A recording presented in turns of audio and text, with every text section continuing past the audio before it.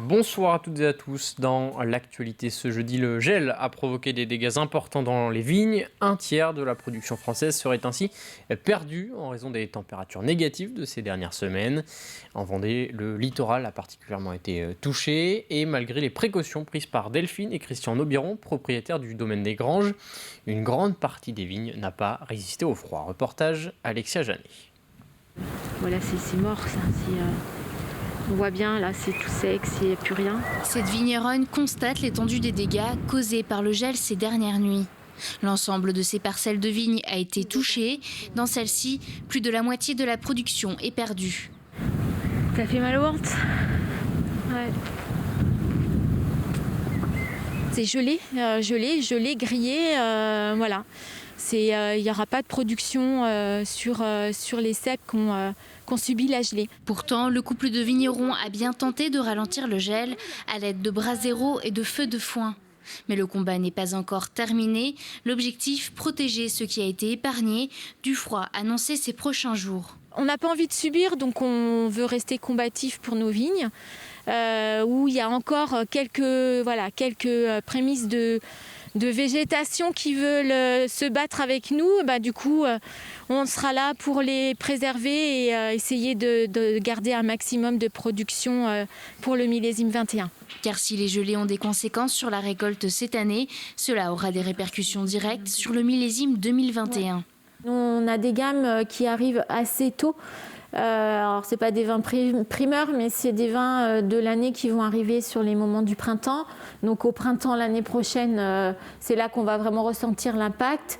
Il y aura l'option certainement d'un tarif plus vers la hausse. C'est ce que certains vignerons commencent à dire, puisque de toute façon, le produit va être un peu plus rare. 10 régions en France sont concernées par cette période de gel. Le gouvernement a annoncé des aides exceptionnelles aux agriculteurs touchés pour les aider à faire face à cette crise climatique.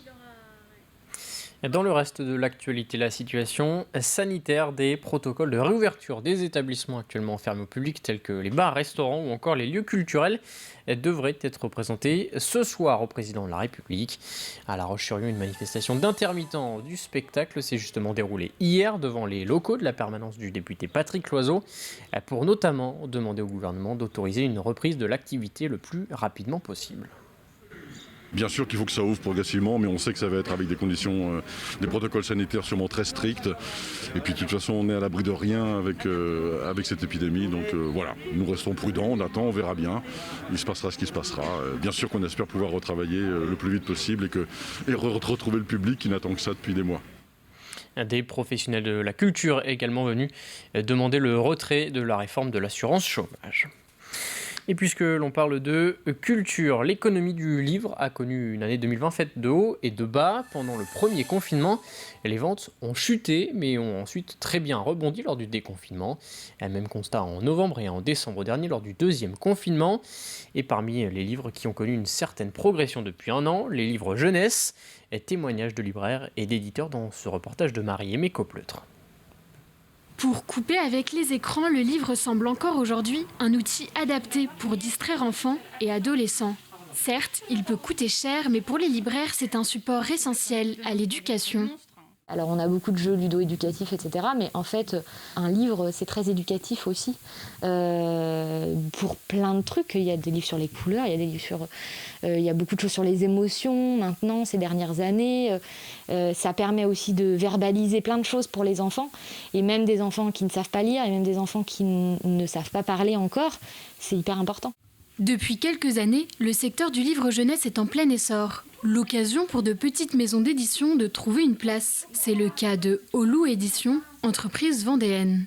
Olou Édition, c'est une maison d'édition qui a bientôt 7 ans, puisqu'on l'a créée en 2014. C'est un projet familial. Je travaille avec mes 2 frères et mes parents, qui, eux, ont travaillé dans l'édition en tant qu'auteur, édition manuel scolaire. Notre ligne éditoriale, comme on dit, c'est qu'on aime faire des livres qui sont joyeux, plein de couleurs, enthousiasmants, qui racontent des histoires, et des histoires qui vont être optimistes. Située à la Châtaigneraie, elle réussit à se faire connaître dans un territoire vendéen dynamique pour la lecture. Cependant, avec la crise sanitaire, elle rencontre des difficultés. Pour les petites maisons d'édition, on a des fonctionnements assez particuliers. On travaille bien entendu avec la librairie, donc c'est super que ça fonctionne toujours très bien la librairie, au contraire qu'il y ait eu un petit boom l'an dernier. Mais c'est vrai que la plupart des maisons d'édition plus indépendantes, intimistes, un moins gros public, travaillent notamment avec des événements comme les salons du livre, les marchés de Noël de fin d'année. Et c'est vrai que la plupart de ces événements ont été annulés. Et là, c'est vrai que ça nous a manqué. Prendre le temps de lire pendant ce confinement reste une option, en attendant que le secteur de la culture rouvre ses portes. Et en cette période de vacances scolaires, l'association intercommunale Famille Rurale du secteur de Roche-Servière a décidé d'adapter ses activités en raison des restrictions sanitaires en vigueur. Chaque jour, des jeux et des ateliers pour les jeunes de 11 à 17 ans sont organisés en ligne via la plateforme Discord. On a considéré qu'il était important en cette période de confinement de conserver du lien avec les jeunes de notre territoire pour échanger sur divers sujets. C'est un support à la relation entre animateurs et jeunes aussi. Il faut se réinventer, trouver une nouvelle dynamique pour l'équipe et puis en espérant que ça plaise aux jeunes et aux familles. C'est essayer de toucher un maximum de jeunes avec diverses thématiques. Il y en a qui sont plus bricolage. Il y a aussi du coaching sportif en ligne. Essayer de trouver divers supports pour qu'on capte un maximum de jeunes et qu'on puisse les intéresser. Ils ont le choix de se connecter, mais ils ont aussi le choix de le faire avec un tuto écrit chez eux quand ils le veulent, etc. Un mot de solidarité avec les résultats du Téléthon 2020 en France. 77 300 000 euros ont été collectés. C'est 10 millions d'euros de moins qu'en 2019, mais le contexte sanitaire n'a pas aidé. Les bénévoles de l'association n'ont ainsi pas pu organiser les traditionnels événements sur le terrain, source importante de dons en temps normal. Dans le département, les Vendéens ont donné 916 733 euros au profit de la recherche contre les maladies rares, dont 700 000 euros via des dons sur Internet. L'édition 2021 du Téléthon se déroulera les 3 et 4 décembre prochains. Direction Sèvremont à présent, où la deuxième partie du contournement de Saint-Michel-Mont-Mercure vient d'ouvrir à la circulation. La première avait été inaugurée dès 2018, un tronçon particulièrement fréquenté. 6300 véhicules, dont 10% de poids lourds, empruntent en moyenne cet axe chaque jour. Ce contournement va ainsi permettre de désengorger le centre de la commune et de fluidifier le trafic en direction notamment du Puy du Fou. Il y a quand même beaucoup de circulation sur cet itinéraire dans un territoire où l'économie est quand même assez primordiale, donc beaucoup de poids lourds. Et aussi vers le Puy du Fou, qui est une belle destination touristique. Et il était important, là aussi, de bien réfléchir à cette desserte qui est importante, particulièrement du mois d'avril au mois de novembre. A noter que ce tronçon s'étend sur 7 km entre Pouzauges et Les Épaisses pour un investissement total de 16,5 millions d'euros. Parlons désormais de patrimoine. Au Sables d'Olonne, la municipalité vient de récompenser les époux Ardouin-Finesse du prix du patrimoine. Le couple a en effet réalisé d'importants travaux de restauration sur la façade de leur villa située sur le remblai de la Grande Plage.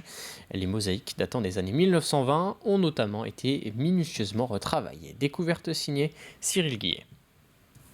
J'ai le plaisir, monsieur Ardouin, de vous remettre notre... Cette année, le prix du patrimoine de la ville des Sables d'Olonne a été décerné à Jean-Philippe Ardouin-Finesse et sa femme pour les travaux de restauration qu'ils ont entrepris sur la façade de leur habitation.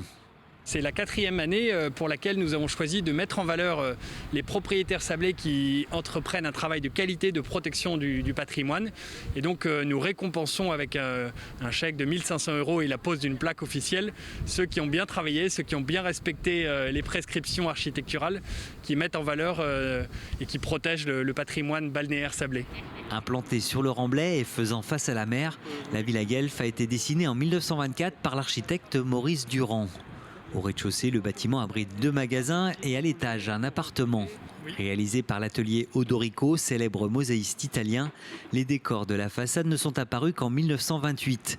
Mais après presque un siècle à braver les éléments, une restauration s'imposait. Il y avait beaucoup de tesselles qui étaient décollées. De plus, la partie basse était très abîmée.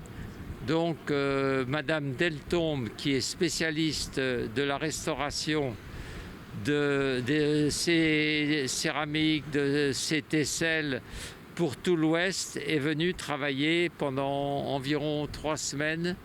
Parmi les 7 dossiers en liste, la Villa Guelf répondait en tout point au cahier des charges soumis par la ville. Et c'est à l'unanimité que le jury, constitué d'agents des services, d'élus et d'un architecte conseil, s'est prononcé pour ce projet.